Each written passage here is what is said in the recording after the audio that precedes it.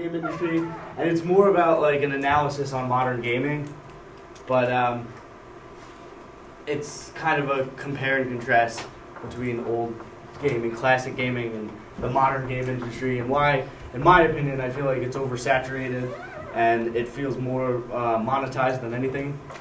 So basically, my two eras. It might be different. I know there's a lot of game design, game designers in the room. Just my personal two that I consider the difference nowadays is there's like the classic era, which I guess you could say is, from my opinion, from the NES, which is the original Nintendo Entertainment System, to the PS2, Xbox, GameCube era of consoles.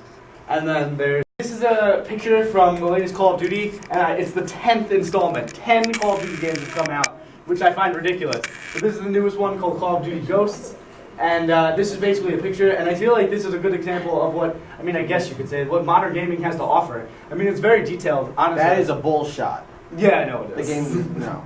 But it's not, it does not look that good. Oh, no. It doesn't look that good.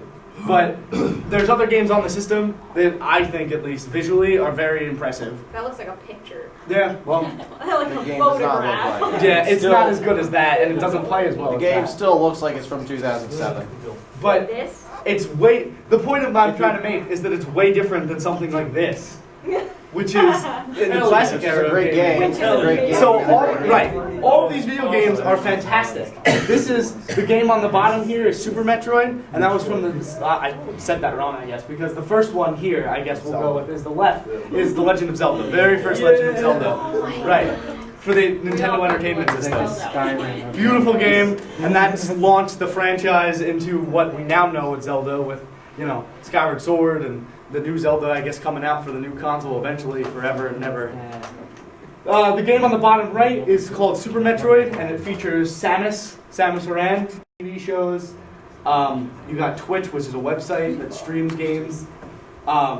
And on the right, you can even have Skype and YouTube and talk to people through a program on your computer that you normally have on your computer. I mean, you could do everything on the console now, and it's kind of wild. This is not something that was like a normal thing when gaming first came around. So, I mean, it works, but it's more than just a game device now. This one's Super Meat Boy, and it's like a classic old school kind of platformer game, and really hard. Braid was one of the first ones that was really, really successful, and the guy, Jonathan Blow, is a hell of a guy, and he's very interesting to listen to. And the game is phenomenal. It's got a really cool time mechanic. No Time to Explain is also a cool game. I don't know if you guys have ever heard of that, but it's a pretty cool game, and it's mouse clicking, but you use a gun. It's very interesting. And the game on the bottom right here is Fez, which is a game created, and it's 2D, but then the camera flips. And I don't have any videos of this because I didn't want to take up all my time by just showing videos of how gameplay works. But at the end, the thing in the middle. But over on the left here, this one, this is a game called VVVVV, and it's basically just like it's a 2D platform, but you jump on the walls and you can only go up and down, and so you have to solve the puzzles by kind of moving around in a V-shaped formation, which is the point. Castle Crashers, which was the big one that came out, I think, and Minecraft. These two were huge, and got on the Xbox store, and people were playing them. People that had no idea what an indie game even was started to enjoy this. Minecraft is probably the most popular. It's an open sandbox world it's an engineer's wet dream in